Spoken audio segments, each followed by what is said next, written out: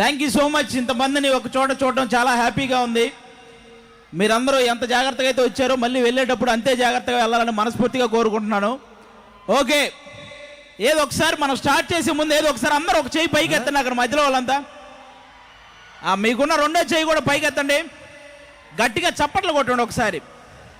అది అలా కొడితే మీ దగ్గరికి దోమలు రావు. అలాగే ఇంట్లో ఉన్నప్పుడు కూడా కొట్టుకుంటూ కూర్చున్నారంటే దొంగలు కూడా పడరా సౌండ్కి.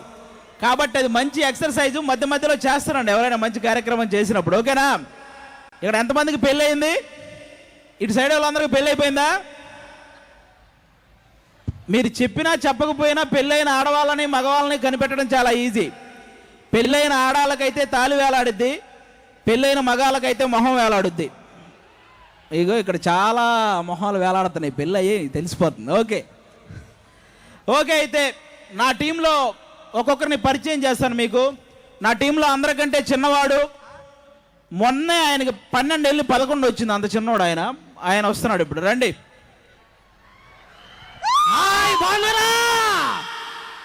వాళ్ళు ఆ సౌండ్ ఏంటి అసలు?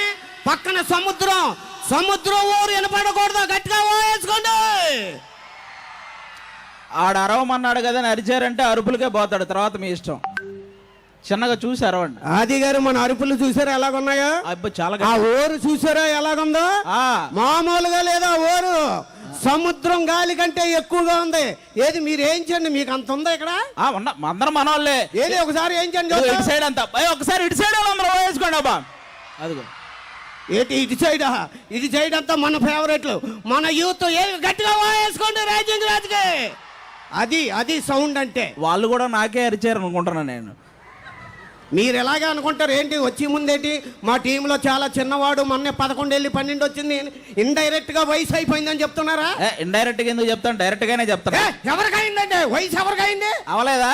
ఎవరికైంది? ఇందాక అక్కడ జస్ట్ కారు దిగితే ఒక అమ్మాయి నన్ను చూసి ఏముందో తెలుసా? ఏమంది? బాబోయ్ ఏమి నీ అందం అంది. బాబోయ్ అని ఉండదు, బాబాయ్ ఏంటి నీ అందం అని ఉంటది. సరిగా చెప్పు వాళ్ళకి. ఏమంటే ఆది గారు మా ఊరు పక్కన తాపేశ్వరం, అక్కడంతా నన్ను ఏమంటారు తెలుసా? ఏమంటారు? మడత కాజా అంటారండి. ఒక్కసారి వాళ్ళకి ఫోన్ చేసి చెప్పది మడత కాజా కాదు ముడత కాజా అని. ఈ మోహన్ చూసారా, 16 టైర్ల లారీ కింద ఒక నిమ్మకాయ ఒకేసారి దొక్కేస్తే ఎలా ఉండదు అలా ఉంటది. ఏమంటే అంత నవ్వు వచ్చేస్తుంది, ఇలాగ అనేసుకొని నవ్వేస్తున్నారు. నొడతలు మీకు రావా? మీకు వయసు రాదా? సరే ఆది గారు, మీకు నాకు గొడవ ఎందుకని ఇందా నుంచి చూస్తున్నాను, వచ్చిన కానీ మా అభిమానుల దగ్గర మీ ఇష్టాచారం మాట్లాడతా. నేనేంటో తెలిసిండు కూడా. ఏంటి పైకి వస్తున్నావేంటి? మోడీ గారితో పరిచయం ఉంది, నన్నే ఫోన్ లో మాట్లాడా. ఏంటి మన ప్రధాని మోడీ గారితోనా ఫోన్ లో మాట్లాడారా? ఏమన్నారా? రాంగ్ నంబర్ పెట్టేయమన్నారు. ఏమంటారు, నాకేమన్నా చుట్టాలేంటి? సరే మీరు ఏ సమస్యకైనా పరిష్కారం చెప్తారా? ఏ సమస్యకైనా చెప్తా. నా సమస్యకే కాదు, నా అభిమానుల సమస్య కూడా. ఎవరికైనా చెప్పు. నాకు సమస్య ఉందండి. ఏంటది? ఆ సమస్య వచ్చిన కానీ ఆకలి ఎత్తలేదు, అన్నం తిన బుద్ధి ఎత్తలేదు, ఏ పని చేయ బుద్ధి ఎత్తలేదు. ఏంటి సమస్య ఏంటంటే నేను నల్లగా ఉంటానండి. ఓకే. మా ఆవిడ కూడా నల్లగా ఉంటదండి. ఓకే. మా ఇద్దరికి పుట్టిన కుర్రోడు తెల్లగా పుట్టాడండి. అప్పటి నుంచి ఆకలి ఎత్తలేదు, అన్నం తిన బుద్ధి ఎత్తలేదు, ఏ పని చేయ బుద్ధి ఎత్తలేదు. నువ్వు నల్లగా? నేను నల్లగా, మీ ఆవిడ కూడా నల్లగా, వాడు మాత్రం తెల్లగా పుట్టాడు. మీ ఇంట్లో పెత్తనం ఎవరిది? పెత్తనం మా ఆవిడదేనండి. మరి పెత్తనం దాని అయినప్పుడు ఎత్తనం ఎవరిదైతే ఏంటే గోల. సరే, చాలా నువ్వే కాదు, మా టీంలో ఆల్మోస్ట్ మా టీం లీడర్లు అందరికీ వైఫ్ గా చేసిన వినోదిని ఉందాం ఇక్కడే. మరి వైఫ్ అంటే తెలుసు కదా, దాన్ని పుట్టింటికి పంపించడానికి ఒక బస్ స్టాండ్ కి తీసుకెళ్తే అక్కడ ఎవరైనా వచ్చి డిస్టర్బ్ చేస్తే ఎలా ఉండదో చూద్దాం ఒకసారి. ఓహో, అందాల తార జాగ్రత్త, లైట్లు ఎక్కడ ఎందుకని అలా అరుస్తున్నారు? ఆడవాళ్ళ కాస్త రెడీ రావాలి కదా. చాలా అందంగా రెడీ. అంత అందంగా రెడీ అయ్యానా? బాహుబలిలో అనుష్కలా ఉన్నావు. అంత అందంగా ఉన్నానా? అదే ఆ ఫస్ట్ పార్ట్ లో పొలాలు ఏరుకుంటది కదా ఆ అనుష్క. అంటే అన్నాను అంటారు కానీ మేము మేకప్ వేసుకుంటేనే మీకు అందంగా కనిపిస్తాం అనుకుంటున్నారా? ఏంటి తాగొచ్చారా పొద్దునే? మీరు తాగొచ్చారంటే మగాళ్ళన్నా కొంచెం తాగుతారు, అందులో తప్పే ఉంది. సరే కానీ ముందు ఆ కిటికీకి కట్టను కొట్టించండి. ఆ పక్కింటి సుబ్బారావు అదే పనిగా చూస్తున్నాడు. ఒక్కసారి వాడిని క్లియర్ గా చూడండి, వాడే గుట్టిస్తాడు. మళ్ళీ నేనెందుకు? కనీసం బాత్రూమ్ కు డోర్ పెట్టించండి. దేనికి? ఆ పక్కింటి లక్ష్మణరావు తొంగి చూడబోయాడు. తొంగి చూడబోయాడా? చూశాడా? చూస్తే చంపేయను. చూస్తే నువ్వు చంపడం ఎందుకు, వాడే తెచ్చేవాళ్ళు. కానీ ఇలా అయినా ఇప్పుడు పుట్టింటికి వెళ్ళాల్సిన అవసరం వచ్చింది. అసలే మా నాన్న నా పైన బెంగ పెట్టుకున్నాడంటండి. కూతురుకు లంగా పెట్టలేదు కానీ బెంగ పెట్టుకున్నాడు వాడు లబ్బుట్టుగాడు. దీన్ని చేసుకోవడం వల్ల ఏ లాభం లేదండి. ఆ చదివింపులైనా వస్తాయి అనుకుంటే గుళ్ళో పెళ్లి చేసుకొని చచ్చా. అక్కడ కానుకలు హుండీలు వేయాలంటే మొత్తం తీసుకెళ్ళి అందులో వేశారు. ఇక నాకేం వస్తాయి?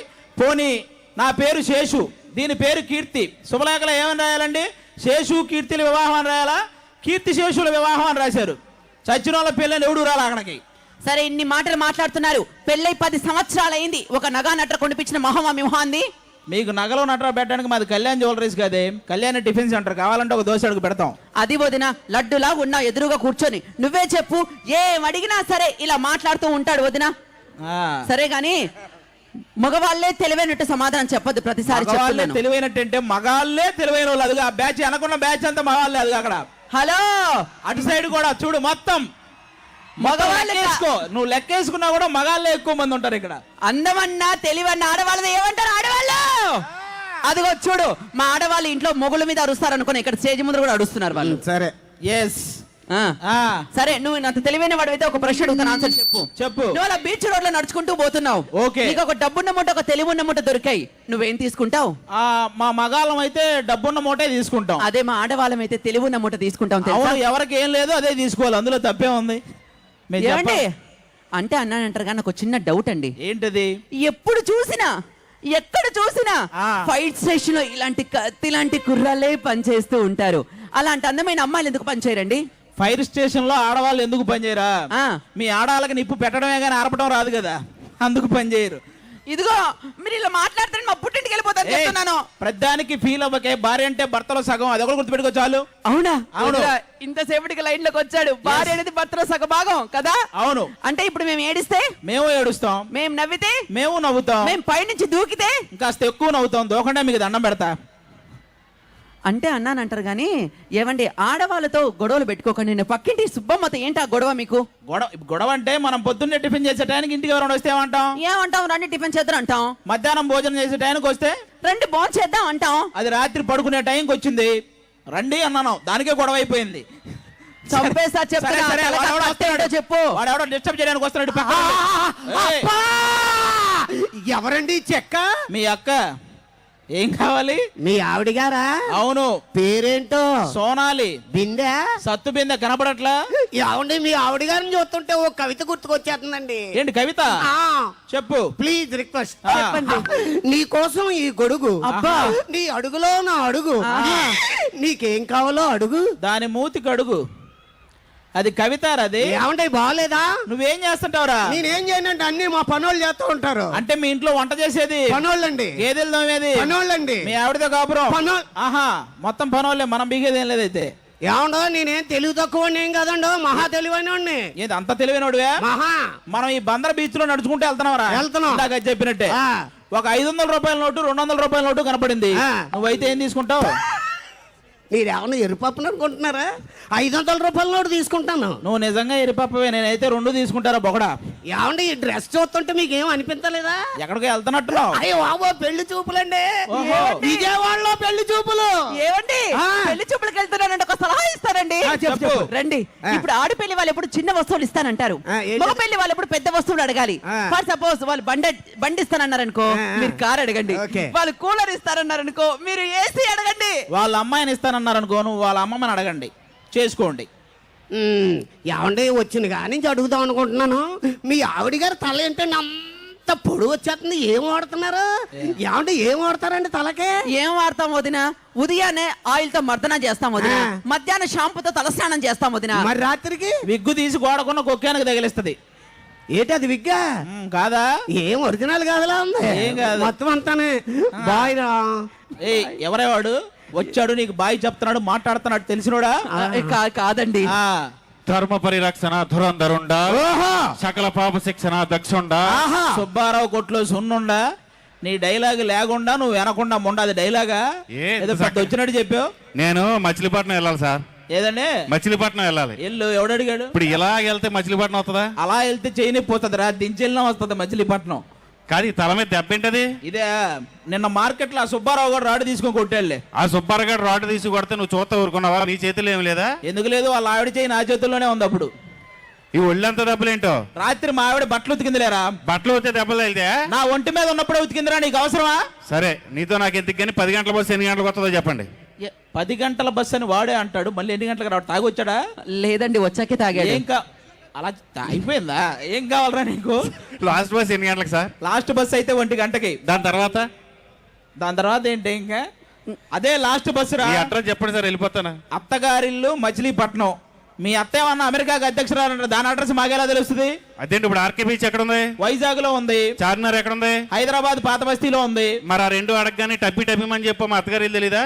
ఒరే, చార్మినార్ కి ఆర్కే బీచ్ కి కొన్ని లక్షల మంది వస్తుంటారు, మీ అత్తగారింటి కూడా వస్తుంటారా?